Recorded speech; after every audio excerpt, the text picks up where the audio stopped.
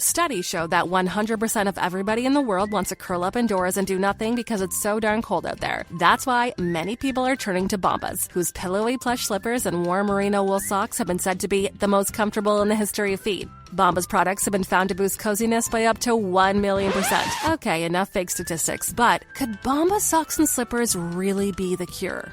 Go to bombas.com/audio and use code AUDIO for 20% off your first purchase. That's BOMBAS.com and use code AUDIO. Grief doesn't keep a calendar. Anxiety doesn't clock out after 5. Depression doesn't care if it's your busy season. But support can still fit into your life. With Grow, you can find a therapist who meets you where you are. They connect you with thousands of independent licensed therapists across the U.S., offering both virtual and in-person sessions. You can search by insurance, provider specialty, treatment methods, and more to find a therapist who works for you. And if it's not the right fit, switching is easy. There are no subscriptions, no long-term commitments. You just pay per session. Find therapy on your time.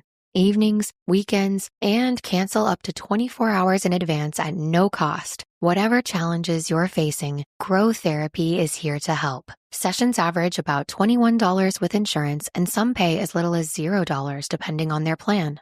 Visit growtherapy.com/ACAST today to get started. That's growtherapy.com/ACAST. growtherapy.com/ACAST. Availability and coverage vary by state and insurance plan.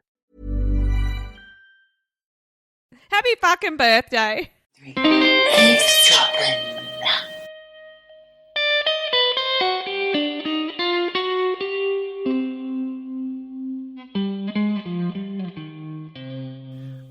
Michelle, there you are, in front of me. Resplendent. I think I said that last time. Resplendent.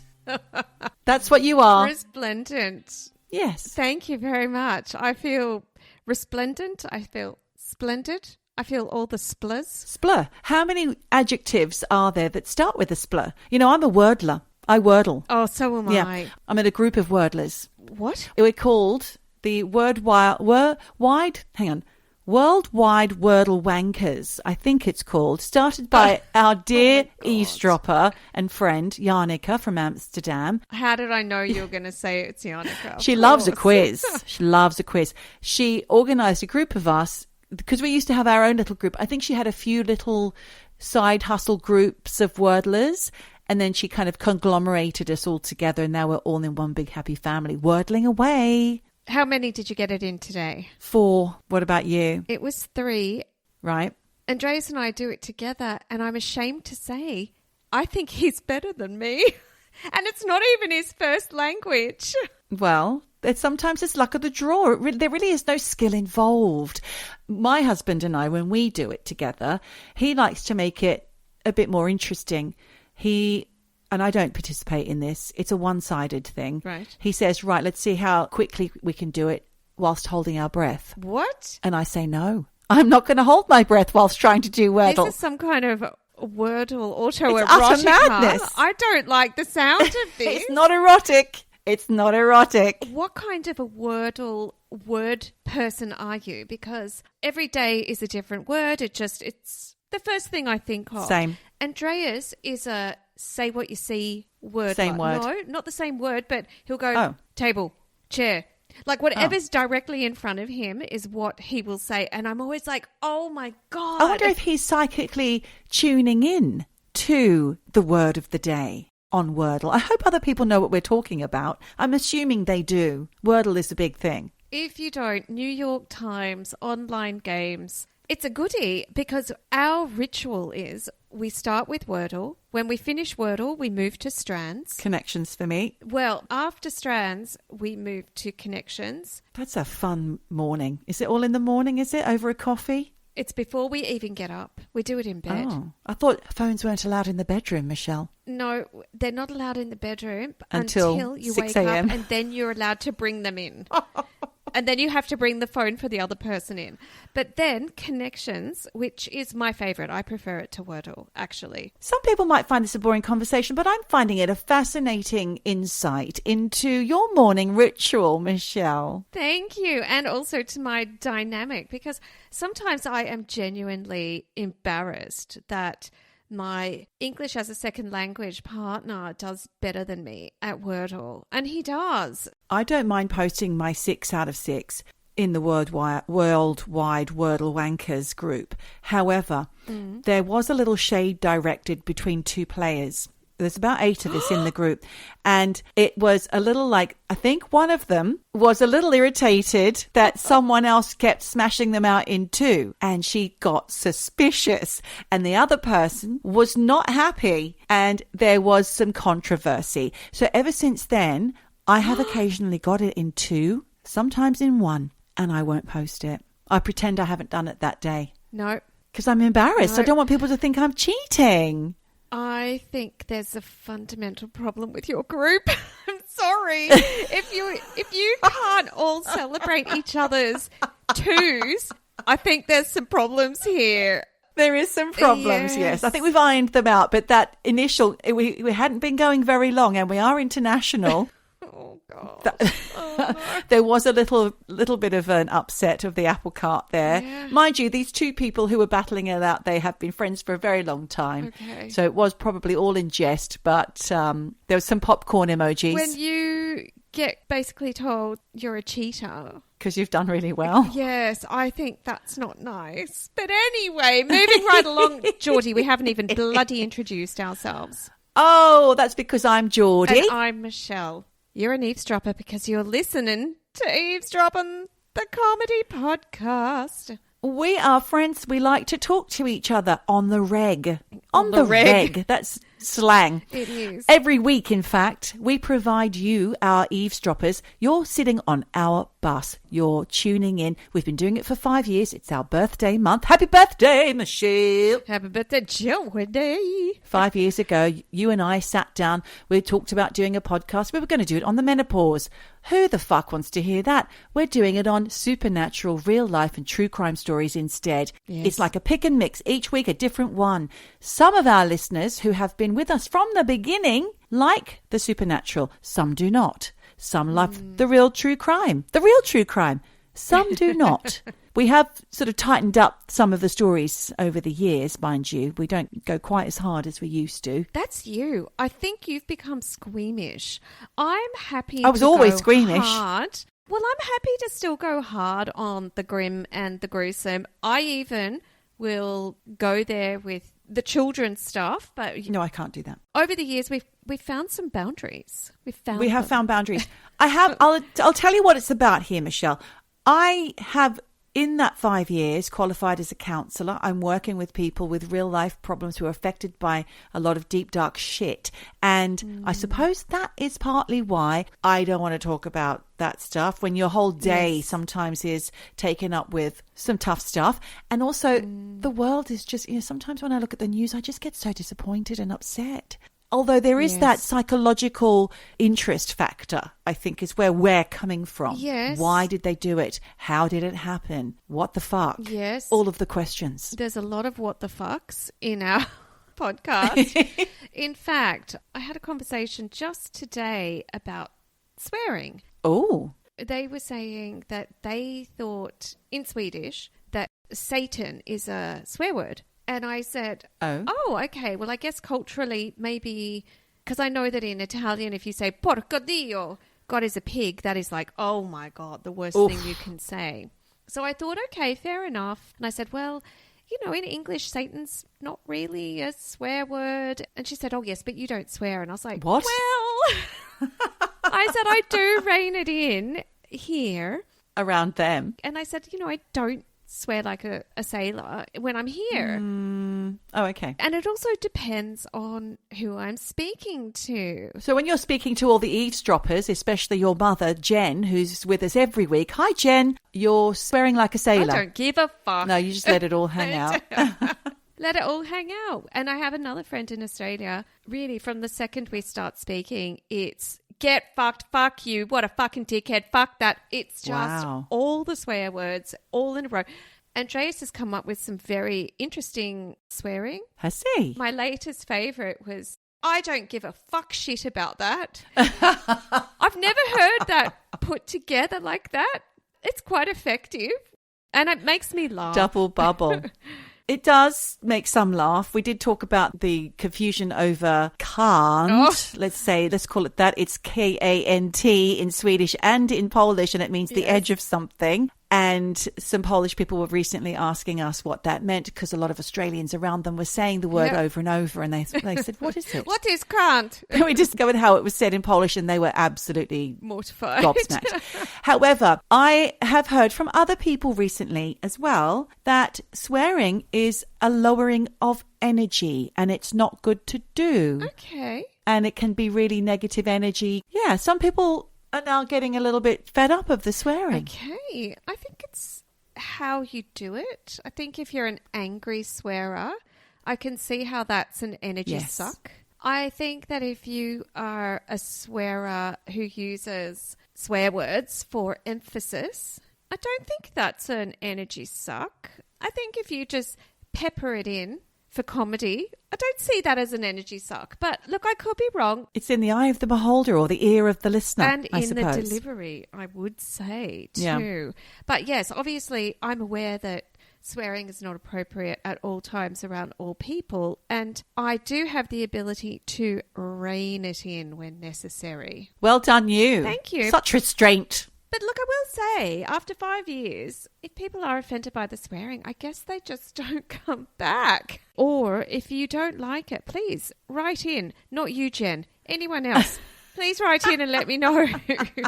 What would Jen say about the swearing? Oh, I don't like it. She said, well, you do swear a lot. It's not very ladylike. I didn't raise you like that, Michelle. I didn't raise you to say, go suck a dick in jail. But that might even come up today. Who knows? Wow. It amuses me. It tickles me. Happy birthday. Happy birthday.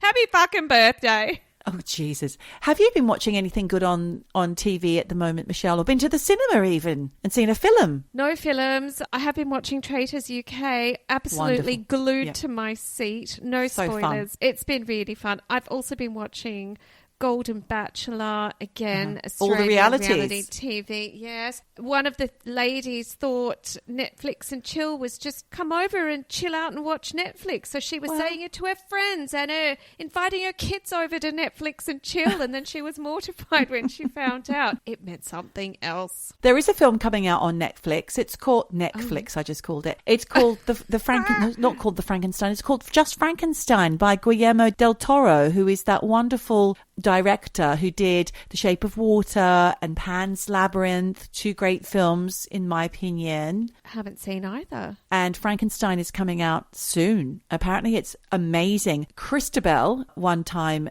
co-host when you were you were unable to make it. She went to the cinema to see a preview and she said she cried. She sobbed. With joy? At the end. Yeah, it was good. Like good crying. Happy crying. I don't know. I have to see to find out. Jacob Elordi is in the film. Yes, Elordi. Yes. Australian. Yes, apparently he's Australian. Yeah. Everybody loves him. It's his time to shine. He's the it boy. They all think he's hot. I mean, he was very good in Euphoria, I thought. I haven't seen that. So he must be like the new Ben Mendelsohn of his time. No. No? No. Ben was never this hot and good looking. I love Ben. Sorry, but Ben Mendelsohn. Jacob Elordi is something else. Ben Mendelsohn, by the way, we haven't mentioned him for a long time, but when we first started this podcast, he was our patron saint because we were watching a supernatural program with him in it, and we just thought he was the dog's bollocks, didn't we, Michelle? We did, but I also think it was because I sort of had written him off and said, oh, that guy, he's been in nothing. He has had no career since he heard my voice broken. He's been smashing it out. I know he has. And we do love him. And honestly, Ben, if you were listening, and we do have a bit of a 6 degrees of separation with Ben Mendelsohn, it has to be said. If you are listening and it's not out of the realm of possibility, we love you. We want you on. We want you to be an eavesdropper. Come on, Ben. Come on down, Ben. You two better watch out. We don't like innocents around here. Right, I'm going to tell you what I've been watching. Nothing with Ben Mendelsohn in, unfortunately. I've been watching Instagram videos, a lot of them. I don't know what's going on. They've changed the algorithm and I cannot drag my eyes away from it. I've been watching Instagram videos on thrifting and cleaning up the things that they find. Yes. You know, like getting the tarnish off of a silver plate. I'm watching that. Then I realise what I'm doing and I have to stop myself. It's terrible. Oh, look, I have been watching and obsessed with restoration videos. So they go and thrift. Thrift is such an American word. They go and chaz. They chaz up a chaz up. They will chaz buy, and that means charity shop buy. Yeah. A chest of drawers, piece of shit, falling to pieces. And then I am glued while they pour as they remove the wax. The stripper. No, the stripper, because it's been painted some hideous purple colour. And then they get a spatula and they just scrape off that paint. It's so fucking satisfying. I saw that with some wax, yes. And then at the end, it looks absolutely amazing. And then they sell it for like 25 times what they paid for it. A good little business there. A little business. And I actually said to Andreas's dad, listen, I think we've got to go into business together because he's very good at all that kind of thing. And I thought, well, why not? That could be a thing. I could be that person. You could buy the things and stand over that little old man and just say, strip it, do it better, faster. Strip it faster. What are we talking about this week, Michelle? Oh, look, we are revisiting one of our favourite things because I love a psychic detective story. You like a psychic detective story. That's true. The eavesdroppers out there they love a psychic detective story. I actually find it quite hard to say psychic detective story. Just call them psy-dicks. A psy-dick. Yeah. Yes. But speaking of psychic. Well, is it a dick? Psychic. Psy-dick. Psy-dick. Psy, Psy-dick. like a psychop, but a dick, like a detective. That's what they call detectives. A dick. So a detective is a dick? Yes. I know what a dick is. I just didn't realise it was a detective. It can be multiple things, Michelle. But let me finish what I was saying about, I've forgotten it now. Psy-dicks. Before that, I was going to say something else. And it's gone now. It might not even come back. No, it may not come back. It's gone forever. Oh, dear. Oh, I remember it now. Sorry. Yes, it came back. People have been asking me about Hazel, the psychic real estate agent. I got in touch with her. She's got some things to tell. And she's going to be telling it soon. Not yet. Yes. But soon. No. Yes. Okay. I'm excited because anything Hazel touches turns to absolute podcast gold. So come on down, Hazel.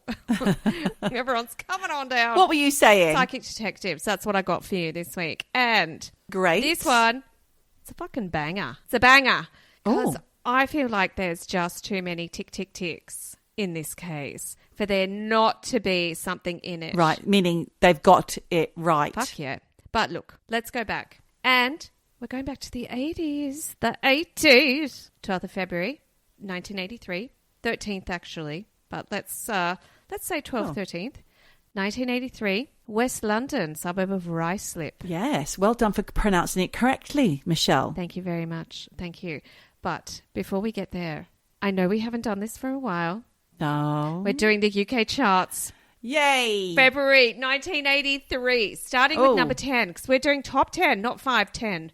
We were wearing leg warmers. We were bopping around in front of Top of the Pops or Countdown. I had a tube skirt on. I had teased hair with lots of hairspray in it to keep the tease wild. Fingerless gloves. I was wearing toothbrush earrings and jelly sandals and a recession belt. Yes, that's right. I had the matching jelly handbag. It was all there. Do you remember it had holes in it? So everything would fall out. What's the point? What was the point? So here we go. Number 10, Wham Rap by Wham. Take it away, Geordie. Hey, everybody, take a look at me. I've got street credibility. I may not have a job, but I have a good time with the boys that I meet down on the line. I said DHSS, and that's all I remember. Oh, my God, that's more than enough. That is absolutely brilliant. Thank you. Because all I know is Wham, bam, I am a man. It's a good tune, that one. So good. So young in that video. So good looking. Number 10. Number 9, Madness. Yes. Madness. Tomorrow's just another day. Yeah, I don't know that one. We do. If you heard it, you would know it, but I can't remember it. Oh, put a link. Yes, I will. All on the Patreon, people. And if you're not a fucking Patreon, patron. Gosh, That was a bit rude, wasn't it? that was quite aggressive. If you're not a patron, why the bloody hell not? There we go. Okay, join the Patreon. If you pay a little penny, you might get some extra things like TV recommendations and links and an extra episode a month. That's right. Or more. Carry on, Michelle. Number 8, Never Gonna Give You Up. And it's not by the Ginge. Never gonna give you up. No, Who's never Ginge? gonna. It's not. He's the Ginge, isn't he? Is he? Isn't he? I don't know. Rick Astley. Anyway, it's not him. It's not by him. Musical Youth. Oh, yes. Just The chief on the left-hand side. Yes, not them. They look so cute in this little they're video out in the adorable. Caribbean or wherever. Their little They are adorable. outfits. Number 7, Up Where We Belong by Joe Cocker, Jennifer Warnes. Move on. Yeah, that's shit. I hate that one. It is Go on. shit. Yes, I know. Number 6, Down Under by Men at Work. Oh, yes. Bit of flute in a pop song. That was a song that we had to play when I first started in the school rock band. When I was that year, I got a bass guitar. My mum boiled the strings for me because it was a bit old, and I was the bass player in year 7 or year 8 rock band, and that was one of our tunes, along with "Drop the Pilot." Drop the pilot. Smell my perfume. Drop the wahoo. What's that? I wasn't the singer. You were not the singer? No. What? I sang backing vocals. I couldn't manage to sing and play the bass as well. I'm left-handed, but I play guitar right-handed, you see, so it's quite a mind-boggling experience. I can't sing and play bass. I just can't believe you weren't the singer. I can play guitar badly instead. Huh? I know. I needed to come out from behind the bass, so I ditched it a few years later and then you were Karen sang Carpenter. and played guitar. So... No, I wasn't playing the drums. No, but you came out from behind the shadows and then went to the front. Right. Yes. Yeah. Anyway, okay, well done. Thanks. Number 5, Sign of the Times, Bell Stars. This is Sign of the Times, time to be alive. Yeah, that's it. That's the one. Girl group of hundreds of them. They all looked amazing and they all had fantastic outfits. What was their other song? 3, 6, 9, the goose drank wine. Was it that one? Was that Bell Stars? No, I don't think so. Toto Coelho. Yeah. I eat cannibals. So they're different, aren't they? Is that Bell Stars? I don't know. I'll have to I'm look confused. it up. And if you're on the Patreon, I'll put some links. Great. Now, number 4. You talked earlier about the school rock band. I too was in the school rock band. Yeah, what did you play? Recorder? We were called Retro. Retro? Oh, you bitch. We were called Retro. I didn't know what it meant. I just thought it was a good word. So we were called Retro. Retro. And no, I wasn't playing the recorder. What a bitch. I was the singer, actually. Oh. I wasn't playing the bass. Funny how it sort of flipped in our lives. Yeah. And we did Tears for Fears. Everybody Wants to Rule the World. Yeah, good song. That's not number 4. Change is number 4. Oh, yeah. I love that in song. 1983. Yep. Then we've got Africa by Toto, whatever. Boring. Billie Jean by Michael Jackson, Yeah. number 1. Yeah? You're too Shy, shy. Hush, hush. I do I. Kasha Goo Goo. What a little rip snorter of a top 10. Their one and only song, and that hair, all fantastic hairstyles. Kasha Goo Goo. Hey, girl, move a little closer. Oh, yes, I remember that now, yeah. Thanks, Michelle. That was fun. Okay, well, now we're going to go back to this horrendous story. Oh, okay, right. Now I remember why we're here. Yes, that's right. Not just a little walk down memory lane. So, it's the 13th of February, 1983. 25-year-old Jacqueline Poole, she's found murdered in her own flat. Now, a concerned friend of Jackie's, we're going to call her Jackie, they'd contacted the police saying that their friend, Jackie, who was married but was recently separated, she was also a shop assistant and part-time barmaid, they hadn't seen her for 2 days and she wasn't picking up her phone. No mobiles back then, so of landline. Course. A young police constable, apparently the father of Jackie's husband. What? I don't know why he was there, but anyway. Young? Oh, the father was there as well. The father was there and a young Not the police young constable is the father. No. No, what? Right. Well, it's just the way you said it. Made it a bit confusing. So a young police constable and the father of Jackie's husband, Okay. they break in to Jackie's apartment. And what they find is Jackie dead in her living room. Trigger warning. God. Her jeans and her undies were pulled down. She'd been sexually assaulted and then strangled with the cord from a bathroom light. Oh, my God. It's grim. Detective Superintendent Tony Lundy led the case, and he said right from the start there was no forced entry. So there were also no broken windows, no broken locks. It looked like she'd just let in whoever it was into the flat. Clearly the implication here is it was someone she knew. Yeah. Also, her jewellery was missing. Now, Jackie loved a ring. She loved a bangle. I'm sure she loved an earring. She had £3,000 plus worth of gold jewellery. Back in 83. And that's a lot of money. Yeah. Yep. So she was a spender, but practically all of it had been taken. The only things that weren't taken were 2 rings that were left on her fingers that could not be pulled off. Oh, they were God. tight. And this is also awful. Apparently Jackie's body had been in the flat for about 2 days before they found her. Oh, no. Which meant, yeah, so the killer really did have a head start here. Now, because of this lack of any kind of forced entry, the police started interviewing everyone who knew her. So we're talking family, friends, neighbours, work colleagues, everyone. Because they're looking for someone in her inner circle, whether it's someone that she trusted, someone that was close, or it was just someone that she knew. Their summation was she knew this person. And as the day went by, there were lots of names that started flooding in from all over because Jackie had loads of friends. The thing is, that actually widened the search instead of narrowing it. For sure. But there were several people who did emerge as suspects. For me, I immediately thought, because we've been doing this podcast a long time, I was like, husband. What about the husband? What about the husband? Well, turns out dude was in prison. Oh. So he was automatically ruled out. Now, in Ruislip, on the weekend that Jackie was murdered, there was a local woman called Christine Holohan. Christine is not a psychic, but on that weekend, her sixth sense was going wild. Wow. She said she could not shake this really terrible feeling, and things were going weird for her. Like, she'd walk into the room and it would feel cold and heavy, like something dark was sitting over her.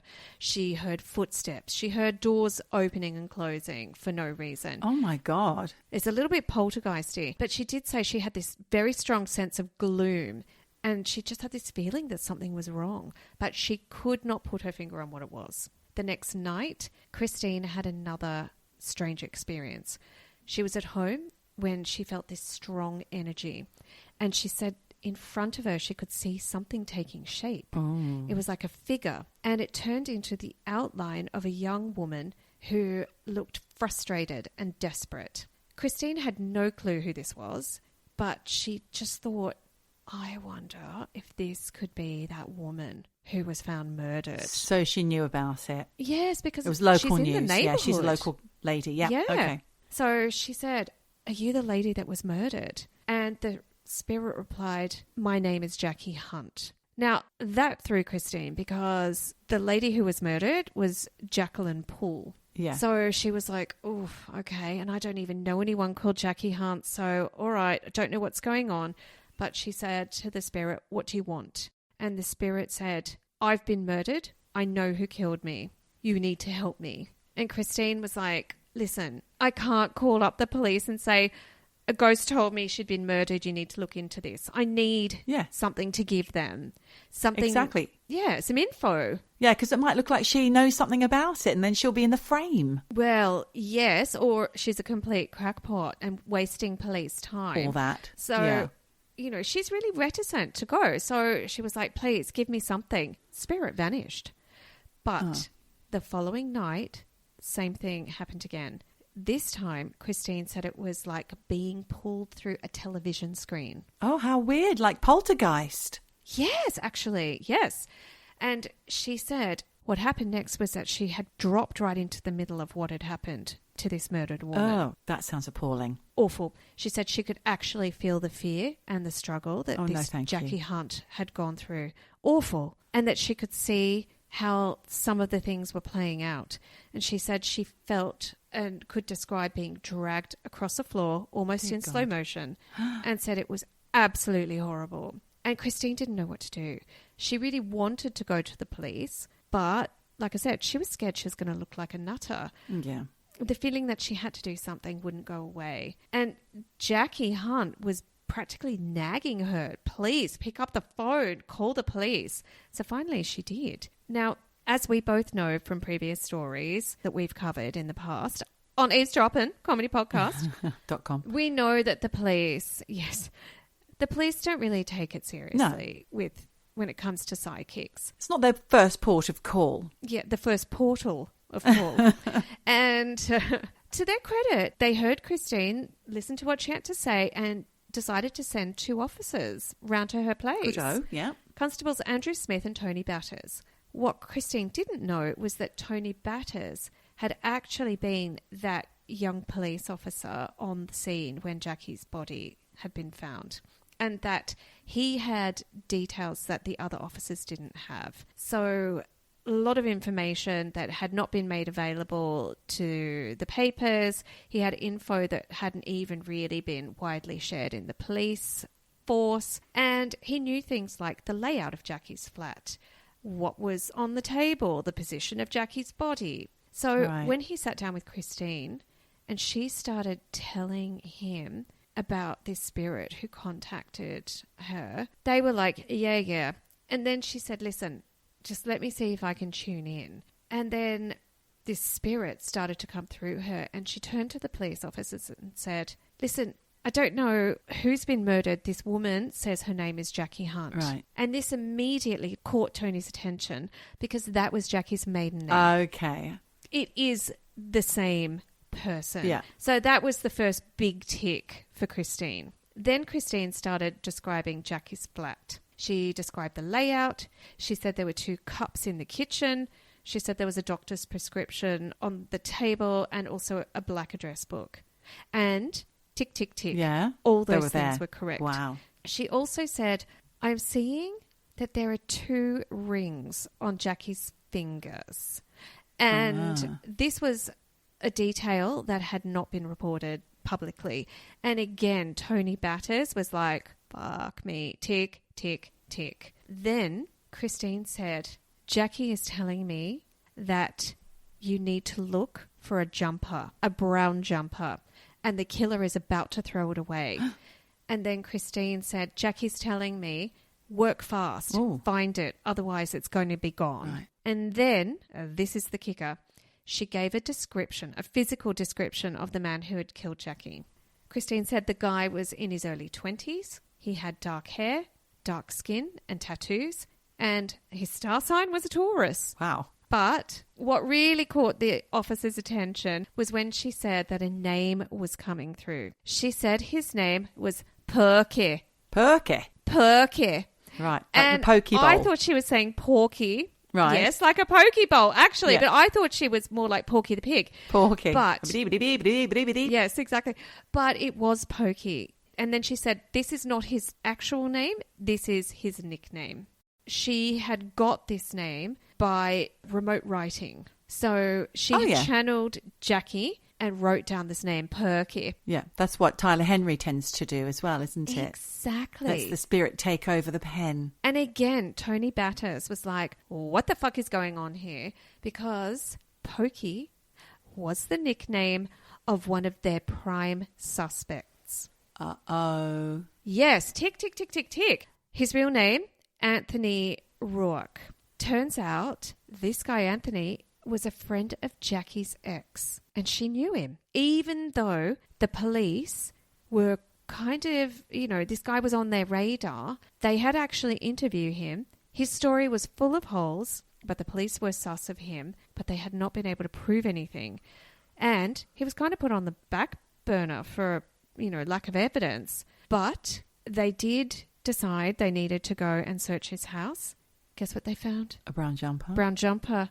Brown fucking jumper in the bin. Just like Christine had said. Meanwhile, Tony Batters, totally in shock after meeting Christine, went back to the station, told everyone what she had said, and they were like, what a fucking crackpot. Whatever. Tony Lundy, senior investigating officer, said, not interested in ghost stories. When she can tell us where Jackie's jewellery is, then I'll believe in mediums. And pin that because I do have a little something on that later on. Now, like I said, the police have been looking at Anthony Rourke. Rourke. Like I mentioned before, the police had been looking closely at Anthony Rourke. Yes. Ruark. Right. I don't know how... Ruark? And the forensic team had found that jumper in that fucking bin. Oh, yeah. And when they sent it off for testing, fibres from Jackie's clothing were found on it, along with plaster dust that matched plaster dust found in her flat. So it seems like the noose was tightening around Anthony's neck. But initially, this was enough to keep him as a bit of a strong suspect. But he denied everything. Oh, no. And eventually... That's all it takes, just deny. Yeah, wasn't me. But when he was told, listen, mate, we found fibres from Jackie's flat and her clothes on your jumper that you were tossing in the bin, he said, oh, well, actually, I had gone to Jackie's house that week, but just for a chat. And, you know, that's why you found stuff on my jumper. Right. Yeah, right, mate. Bullshit. I'm smelling bullshit as brown as that jumper. Anyway, despite everything... including Christine's information and the forensic links to Jackie from the jumper and Anthony's dodgy story, there just wasn't enough to charge him. And after 15 months, the investigation ran out of steam and was shut down, and Jackie's murder became a cold case. Tony Batters was gutted because he was convinced Christine was onto something. You know, he'd seen the details she came up with, and they just matched up with too many things that she couldn't possibly have known. Christine, meanwhile, said Jackie was angry. Sure. Jackie was upset that her killer was walking free, even though Jackie had given all the information to Christine. She wanted justice. And that's how it stayed. The years ticked on. The case stayed cold. Christine, however, never forgot about Jackie. It was one of those things that really stayed with her. Particularly as she wasn't normally a psychic. No, not at all. It was just this woman came. She had this visitation.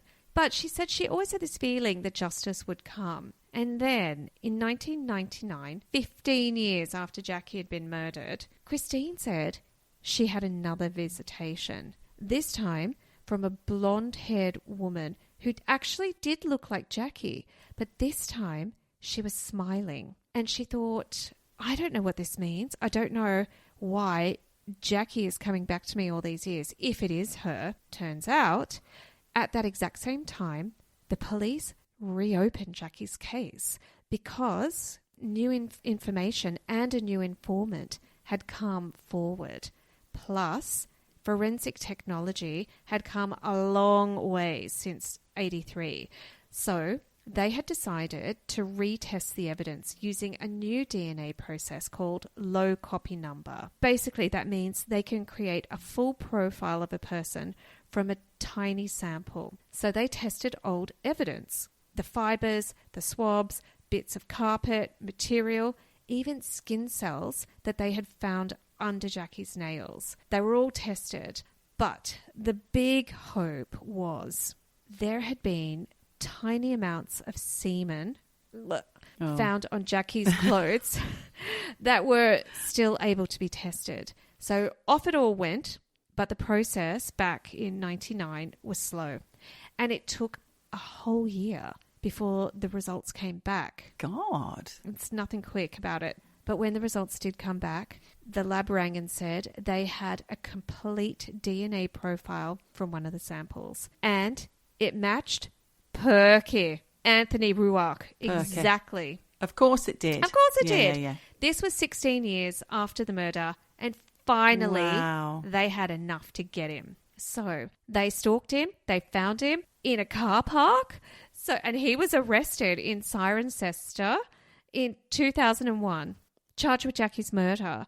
And apparently Anthony was in shock because the dude had thought he got away with it. He was out there living his best life, Geordie. Yeah. Everyone in the case, the original case, was really relieved, especially Tony Batters, that finally Anthony was going to be brought to justice. And Tony Batters thought, do you know what? I'm going to go to his trial because he had kept a list of all the things Christine had told him back in 1983.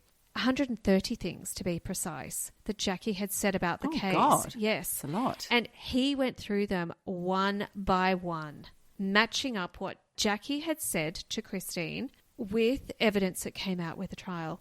And he had 120 pieces of Christine's information that matched up perfectly with the evidence presented in court. She had a hit rate of 120 out of 130, which I think is fucking phenomenal. We're talking things like details about Jackie's flat, the jewelry, the attack, the nickname, all of it. And Anthony, meanwhile, at the Old Bailey, he just decided he was going to change his story. He said, "Oh, well, actually, I had been with Jackie that night, but when I left her, she was fine, still alive." Jury didn't buy it. The DNA evidence on that brown jumper was too strong.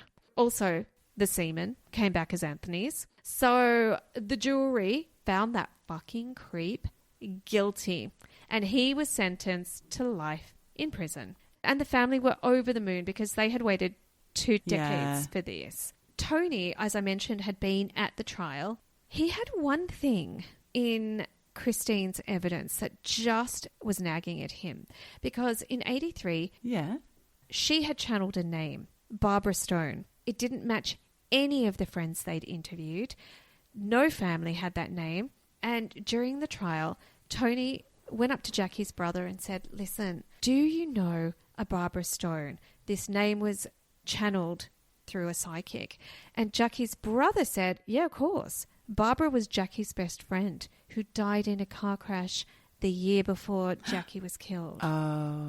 Oh my goodness. I know. She's the real deal. I know. Christine is fucking amazing. So after the trial, Anthony was sent to suck a dick in jail, and Christine Christine said she felt a real sense of closure about the case.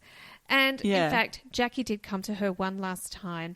She was smiling and calm and was finally at peace. And then she was gone. Amazing. Yep. Oh, wow. Okay. That's incredible. I know. Little side note about that missing jewelry. Back in the day, Christine had given police information about the possible whereabouts of the jewelry, but they didn't follow up on it. But Tony did. He retraced a couple of things. He didn't find the jewelry, but what he did find was a hole under a rock where you could easily have stashed jewelry. And he thinks Anthony stole the jewelry, put it under, like dug this hole, covered it over with a rock. Once the heat was off him, went back, pawned that shit, gone. I think there's also a connection there. But for me, Christine, she's not a psychic as such, but what a fucking amazing detective. She channeled some shit which, in my opinion, I think there's too many ticks to ignore. Well, she came through for Jackie, that's for sure. What a story. Wow. Thank you, Michelle. Pleasure. Studies show that 100% of everybody in the world wants to curl up indoors and do nothing because it's so darn cold out there. That's why many people are turning to Bombas, whose pillowy plush slippers and warm merino wool socks have been said to be the most comfortable in the history of feet. Bombas products have been found to boost coziness by up to 1,000,000%. Okay, enough fake statistics, but could Bombas socks and slippers really be the cure? Go to bombas.com/audio and use code AUDIO for 20% off your first purchase. That's BOMBAS.com and use code AUDIO. Grief doesn't keep a calendar. Anxiety doesn't clock out after 5. Depression doesn't care if it's your busy season. But support can still fit into your life. With Grow, you can find a therapist who meets you where you are. They connect you with thousands of independent licensed therapists across the U.S., offering both virtual and in-person sessions. You can search by insurance, provider specialty, treatment methods, and more to find a therapist who works for you. And if it's not the right fit, switching is easy. There are no subscriptions, no long-term commitments. You just pay per session. Find therapy on your time. Evenings, weekends, and cancel up to 24 hours in advance at no cost. Whatever challenges you're facing, Grow Therapy is here to help. Sessions average about $21 with insurance, and some pay as little as $0 depending on their plan. Visit growtherapy.com/ACAST today to get started. That's growtherapy.com/ACAST. growtherapy.com/ACAST. Availability and coverage vary by state and insurance plan. You got the vibes. I got the vibes. You got the vibes. I got the vibes. Now, you're going to love this one because, we're talking about psychic detectives. And as we've said, we've talked about them before because we do love those stories. We've had some good ones over the years. Generally, they present as some self-proclaimed medium or psychic, having conversations or signs with spirits that guide them to where missing people are, or even to solve murders, as you've just heard from Michelle. And sometimes they're even on the police payroll. See Patricia Arquette in Medium, which is based on real-life psychic and Real Housewives of Beverly Hills bit part player Alison Dubois. Still need to watch both of those things. There's no end of these helpful souls, all with various degrees of success. And in recent times, we've discussed the likes of TikTok psychics making wild claims about London serial killers, or Jason Rothwell, who apparently helped to find missing dog walker Nicola Bulley's body. And there's plenty more where that came from. But while researching this episode, I wondered what the British police thought about the use of mediums and psychics in detective work. I'm sure we've done this before, but this was something that I found as a Freedom of Information request to Devon and Cornwall Police. And I'm going to read out what it says. It was done on a year ago, on the 21st of the 10th, 2024. The Major Crime Incident Team and Policy and Procedure Department provided the following information. And it relates to the police force's use of psychics.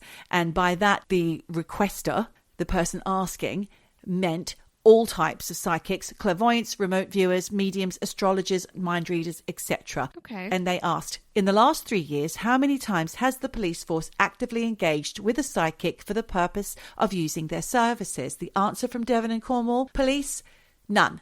In the last 3 years, how many times has the force paid for the services of a psychic in relation to a criminal case? The answer, none. Right. In the last 3 years, how many times has the police force been contacted by psychics offering to help with the criminal investigation? And the answer was 3 offers of assistance have been recorded.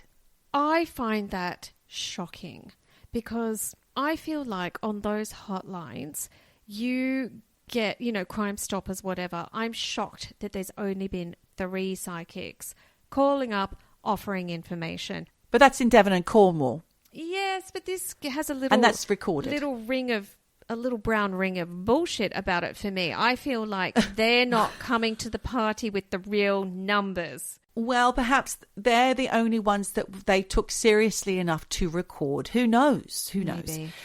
Then I looked at police in Australia. They generally steer clear of psychic involvement as well. And the Western Australian police, for example, have a clear policy that they don't contact psychics for help with investigations, though they'll accept info if it's offered. They had one Australian federal police officer that was suspended after he secretly consulted a clairvoyant about death threats made against the then Prime Minister, John Howard.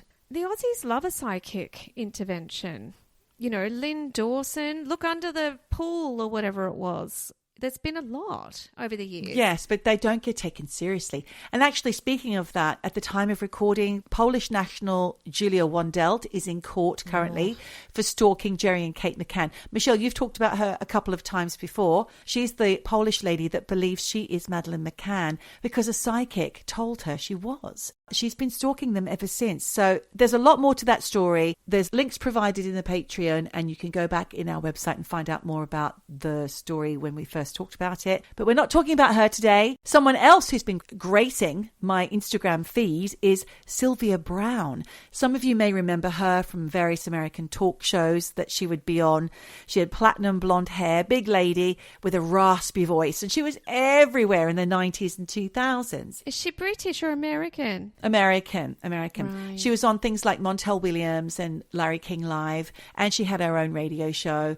And she'd go on these shows, talk to the host about her alleged abilities, and then she'd open up the floor to the audience and members of the audience and callers and give them really short, often very abrupt and to the point readings.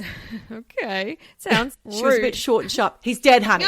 He's dead. Oh, my God. She built a massive following. People adored her. But the problem was most of what she said turned out to be completely wrong, especially when it came to missing persons. No. She'd go on national TV and tell heartbroken families where their loved ones were, sometimes saying they were alive when actually they'd been found dead, or vice versa. Oh, my God. And in case you'd like proof of how wrong Sylvia Browne could get it, here's a few juice droppers for you. Back in 2002, she told the parents of missing 11-year-old Sean Hornbeck that their son had been kidnapped by a dark-skinned Hispanic man with dreadlocks and was dead. Fast forward 5 years, Sean was found alive and his kidnapper turned out to be a short-haired white guy. Thanks, Sylvia. Oh. Then in 2004, on the Montel Williams show, Sylvia told the mother of missing teenager Amanda Berry that her daughter was dead. She's dead, honey. Oh, God. She even said she'd seen her in water and described her jacket in a rubbish bin with DNA on it.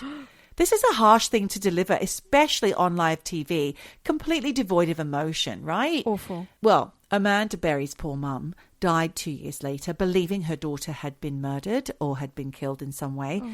However, almost 10 years later in 2013, Amanda Berry was found alive after escaping the house where she'd been held captive in Cleveland. Horrific. Sylvia even predicted her own death on Larry King Live, saying she'd live to 88, but she died at 77, so not exactly nailing it there either, Sylvia. Sylvia, you're dodgy as fuck. Well, she is dodgy as fuck, actually, Michelle, because in 1992, she pleaded no contest to securities fraud. Oh. So not only were her psychic predictions dodgy, so were her finances. Oh, my God. Despite all the controversies, the iffy predictions and the fraud conviction, she somehow managed to keep a devoted fan base right up until when she died in 2013, which just goes to show how much people really want to believe. But for this week's Eavesdroppin' Psy-Dick ep, this is what it is, Psy-Dick ep. Psy-Dick. I explained to you what a yes. Psy-Dick, yeah. I searched and searched until this guy came up. And he's perfect because he's made it his mission to put claims of psychic detective abilities to the test. Okay. He's a debunker, but not your average debunker. His name's Benjamin Bradford, and he's an American writer, investigator, and full-time skeptic. And he's dedicated his life to investigating anything spooky, mysterious, and supposedly unexplained. And he's written more than 20 books, loads of articles, and pops up all over the TV on things like CNN and BBC, History Channel, and the New York Times. And what makes him interesting is that he calls himself a science-based paranormal investigator. So he's not saying ghosts don't exist, but he's saying, show me the proof. Give me the receipts. Yeah, but it's tough. Well, up to Benjamin. I think Christine had the receipts. Well, she may have. But as far as Benjamin's concerned, he hasn't found any that holds up. He's looked into everything from ghosts, exorcisms and Bigfoot, miracles, crop circles, UFOs, psychic powers and psychic detectives, specifically the type who say they can see where a missing person's body is or where the police should dig. And he's investigated a lot of them. I won't say all because I don't know if he's investigated Christine's claims, because you're right, Michelle, she did tick a lot of boxes, but he's investigated Sylvia Browne and Alison Dubois, and in every single case that he has done his investigations, he found that none of the information psychics gave actually helped recover a missing person. In fact, most of the time, police or random passers-by found the person without psychic help.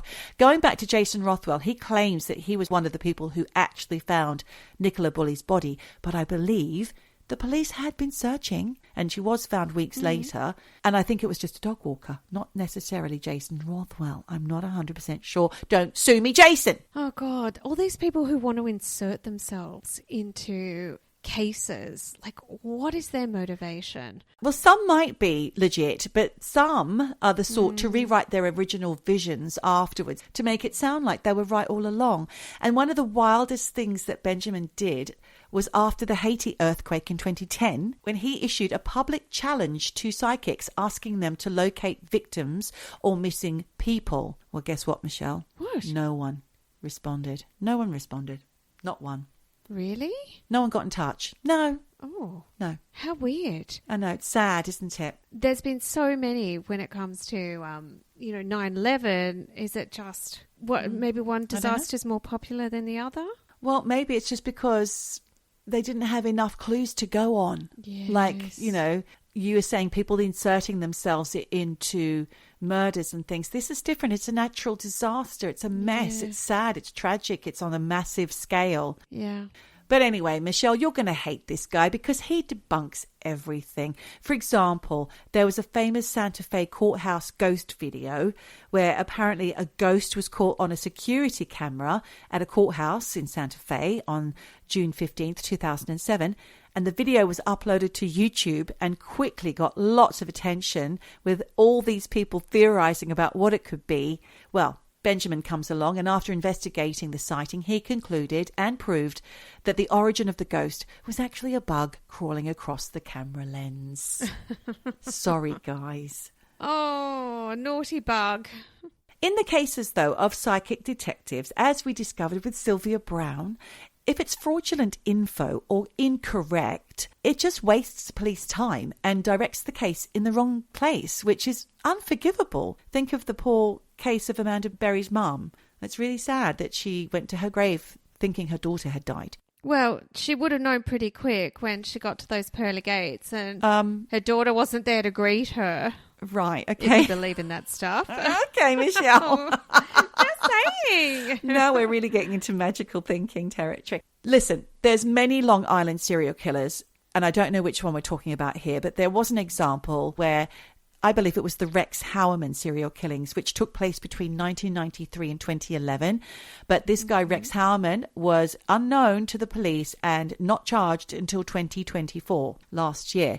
So while police were still scratching their heads, they had lots of psychics piling in on this one. And one claimed a victim's body would be found in a shallow grave near water with a sign containing the letter G close by. Sounds specific, right? But once police found that body, it wasn't buried in a shallow grave. And considering Long Island is surrounded by water, well, that was a given. And then there was no sign with a G anywhere. But still, the newspapers picked that up and ran with it. Headlines saying things like, "Psychic nails it," in publications like the New York Post. And Benjamin Bradford turns up with a giant pin to burst that bubble. But even I think, come on. Compared to Christine, who was tick, tick, tick, you had close to water. Well, yeah, everything's close to water. The rest didn't match up. So I'm with your guy. I'm with your debunker on this. Well, I think it makes sense to try and debunk. And what Benjamin Bradford came up with on this occasion was, he said, more surprising than the psychic's failure was that so many people described it as an amazing success without noticing that she was completely wrong. That's your basic case of confirmation bias, I would say. Yes, but it's also just people, okay, yes, wanting to believe, but how theatric can someone be? How convincing are they with their words? It's all wrapped up in other things as well. And the desperation and people wanting to say it was something. It means then that there will be embodiments of their loved ones, like you just described, standing at pearly gates to greet each other. You know, people want to believe that, I suppose. I know that this isn't what you were expecting from me this episode, Michelle and eavesdroppers, but what I like about Bradford is that he isn't trying to ruin anyone's fun. He's not mean-spirited. He just wants people to think critically. In his words, he says, "Science has proven itself incredibly successful at explaining the world. My job isn't to debunk, it's to investigate." So, Michelle, I love that because he's not anti-mystery, he's just anti-nonsense. And also, if you doubt his sense of fun, well, guess what? He made a board game and it's called Playing Gods, which is essentially like Risk, but with religious deities battling it out. And the tagline is, "Blasphemy with style." How many do you think he's sold? Do you think that sounds good? I don't know. I'll have to have a look. I'll put a link. Be careful, Michelle. You don't know. Patreon. You slam these people and then you don't know how successful they are. So next time someone says a psychic cracked a case, though, just have a little think about Benjamin Bradford and his pals at the Skeptical Inquirer. No doubt you'll have Benjamin there with his big fat pin ready to pop your fun balloon saying, "Show me the receipts." Oh, well, thank you for that info. A lot to think about. I think you do need people who don't just hang on the words of a psychic and believe, because it can, as you say, divert attention and money away from more legitimate lines of inquiry. But Back to that guy's board game. Sorry I said it was crap, but it just didn't sound like my cup of tea. What? Risk, but with religious deities. Blasphemy with style. I don't know. I don't think that sounds... I think it sounds like fun. I'd like to check that out. Yeah, absolutely. Speaking of board games, there is a board game that I've got. I think it's called The Werewolves of something. And it's basically traitors. Oh, that sounds wonderful. It's a fun game, but you need at least 8 people to play. Well, I got given a card game from Jen called 5 Crowns. Yeah. She gave a pack to me and a pack to my sister. My sister hasn't tried it yet, but I gave it a go. It's actually really fun. I brought it to Sweden.